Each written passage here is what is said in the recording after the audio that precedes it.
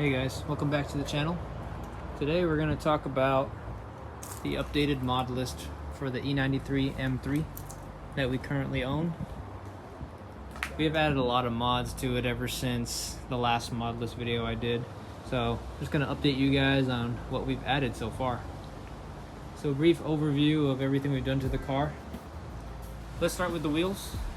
So these are ESR SR08s, 19 inches, 9.5 inch in the rear, and 8.5 inch in the front. We've got blue brake calipers. We've painted them. Actually, my wife painted these.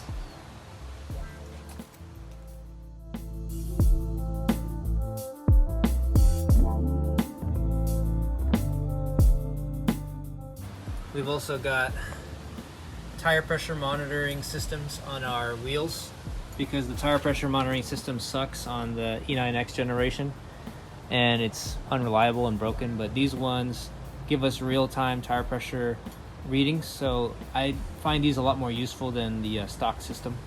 We also got a stud conversion to get these wheels on and off quicker, and also 20mm spacers on the front and 12mm spaces in the rear. Barely fits. It doesn't rub except for big bumps on the road, which is fine. There's the fitment again.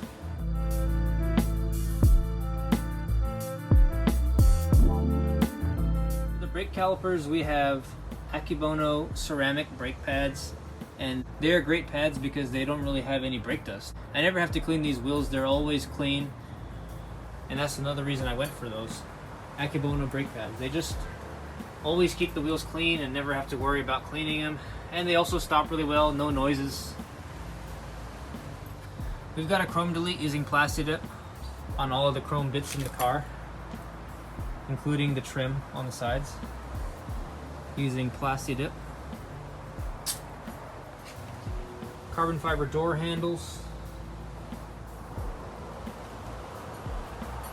carbon fiber spoiler, a lip spoiler in the rear,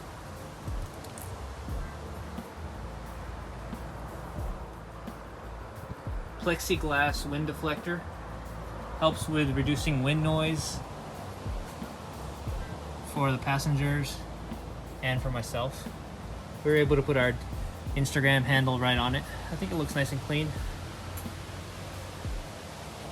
This car is lowered on H&R lowering springs, specifically designed for the E93 M3, and the stance is a lot better. It used to sit really high in the front and really low in the rear.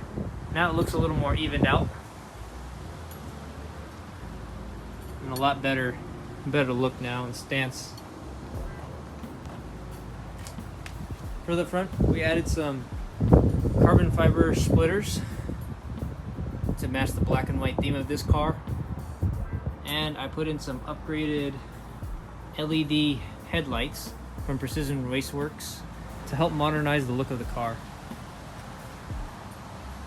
The stock yellow headlights just weren't doing it. These ones look a whole lot better and still retains that classic OEM look. We've got double slotted grills, same one as the M3 and M4 on the newer generations. Carbon fiber vinyl wrap on our emblem. Now we're on the hood of the car. First thing you'll notice is the 4-point strut brace from Ultra Racing. This actually makes a difference in stability of the car. Since it's a convertible E93, it needs all the help it can get in rigidity. So I've done that. I've also did a cowl delete using BMS cowl filters. Helps with cooling, more induction noise, easier access to the engine itself when doing spark plugs. We've got our E85 flex fuel module, allows us to run any blend of E85s. Right now I'm running E50 right now. We could even do 91 octane without having to change maps, which is nice. Down in there we've got catless test pipes from Active Auto Works, secondary cat delete, and OEM muffler mod in the back. And that's the exhaust setup we have. I think it sounds beautiful, and it's also very cost effective.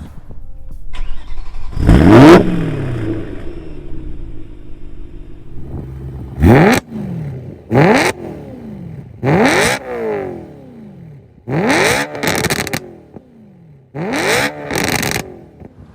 thing you'll notice is the AFE Stage 2 carbon fiber intake. I cut this box open just a little bit just to get more noise out of it and also show off the nice looking intake. Pure carbon fiber, sounds great, gives about maybe 8 to 10 horsepower extra. We've also got the Mach Schnell underdrive pulleys, which is below all these coolant hoses. I have a video on how to install that, and that one adds about 8 to 10 horsepower to the crank, and you can actually feel a difference. It feels more faster, the throttle response. As for the tune, we're running BPM Sport Tune Stage 2 along with aggressive burbles, but the burbles only show up around 5,000 RPMs or higher, so nothing too crazy. You get a little pops and flames, which is fun, but it doesn't get annoying when driving or just cruising at low RPMs. I painted the tips black just to kind of reduce all the chrome from the car. We've also got this black diffuser with fins. It's a universal diffuser. It was only $20, so I figured, why not? All right, so we're inside of the car now. I'm going to show you the interior mods. First thing you'll notice is the blue M button, as well as the blue start stop button and the blue stripe here. This is just theater tape that I put as a placeholder until I can get a different steering wheel. We also have aluminum paddle shifters. They're extended paddle shifters, and they really feel nice in the hand and also make it easier to reach. They have a nice click to them, and they feel real premium quality. Next thing you'll notice is our BFI DCT shift knob with a shift boot. It's got blue contrast stitching here, kind of matching our blue accent of the interior of this car. It has real leather and real aluminum material, very high quality, and it feels really good to use as well. It's weighted shift knob. They also have a lot of customization options. You can do Alcantara, you can do leather, you can do different colors and different materials and different stitching patterns, different colors on that. It's a good way to spice up the DCT shift knob, which is just plastic and very boring looking. We've also got our blue LED lights that I've used for the interior of the car. These were accidental. I meant to buy white LED lights because the originals were yellow and I wanted to go with a white look for OEM, but I accidentally bought blue LED lights, and then I installed them and I was like, what the? This isn't what I wanted. I wanted white. But then these grew on me and I kind of liked the look of it over time, and I just kept the blue ones since it matches the blue theme of the interior. This blue stripe, this little insert, I got from Amazon, and it's a cheap insert. It's universal. You can cut it to size. This is our radar detector, the RX65 from Beltronics. It's hardwired to the HomeLink feature in the rearview mirror, and I wanted to hardwire it just to kind of keep the look clean without having any wires coming down to the cigarette lighter. I think it looks better that way, kind of out of the way.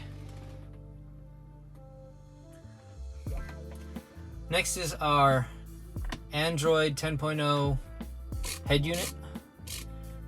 This is nice. It has a lot of OEM integration on it. You can put Apple CarPlay or Android Auto.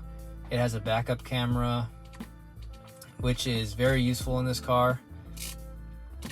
You've got a lot of nice features like Google Maps and the dashboard where you can see your speed and your RPMs. Install aftermarket apps. I installed Torque Pro so that I can read codes and also data log the engine, make sure everything is running optimally.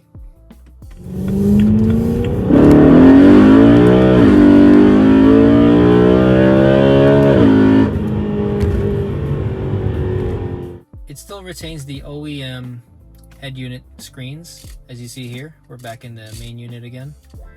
We can go back and do all of our settings, like our M drive, make sure everything is set up properly.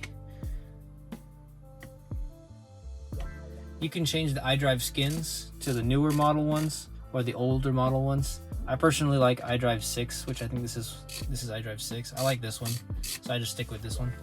Looks OEM, fits well with the look of the car.